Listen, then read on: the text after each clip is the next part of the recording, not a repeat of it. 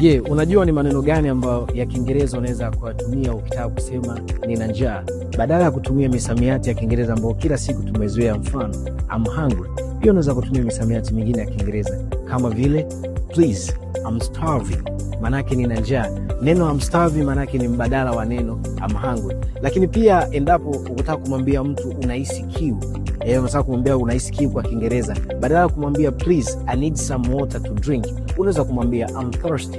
Unaposema I'm thirsty manake nina kiu. Hii inakuwa imefupisha, imesave maelezo mengi zaidi. Lakini pia endapo ikatokea mtu labda amekuvunjia heshima, amekukosea adabu, unataka kumwambia kwa Kiingereza, bwana usije kanivunjia heshima tena, unaweza kumwambia kwa Kiingereza kusema please don't ever disrespect me like that ever again. Lakini pia ukitaka kumwambia mtu bwana tafadhali jiheshimu, kuwa na adabu, unaweza kutumia misamiati mbalimbali ya Kiingereza, mfano please behave yourself, stop acting like a child, please have some manners. Lakini pia ukitaka kumwambia mtu nipo njiani na kuja, badala ya kutumia misamiati ya Kiingereza ambayo kila siku tumezoea, mfano I'm coming, pia unaweza kutumia misamiati mingine ya Kiingereza kama vile please I'm on my way, I'm on my way manake nipo njiani na kuja.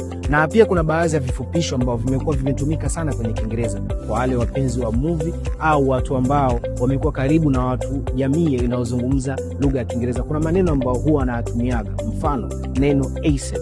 Neno ASAP hichi ni kifupi lakini linamaanisha as soon as possible, manake fanya haraka iwezekanavyo. Ndio maana unaweza kumsikia mtu kwenye movie au labda mtu kwenye ngozi yake anaweza kusema please come here ASAP, manake as soon as possible. Lakini pia kuna baadhi ya msamiati ambao huwa unatumikaga sana kwenye Kiingereza ambao unaitwa throwing under the bus. Neno throwing under the bus hapa lilivyotumika maana yake ni kuijali nafsi yako kuliko nafsi za wengine, yani kitendo cha kusacrifice wengine kwa ajili ya nafsi yako wewe. Ndio maana unaweza kukuta kwenye statement au labda kwenye movie mtu anasema so you are trying to throwing all of us under the bus so as to save yourself, maana yake unataka kututekeleza sisi mradi uweze kuisave nafsi yake. Kwa throwing under the bus maana yake kuipa kipaumbele nafsi yako zaidi kuliko nafsi za wengine. Bwana, ulikuwa na mimi Isa Mwimbi kwenye Jifunze English. Bwana, ni leo ni hayo tu, asante.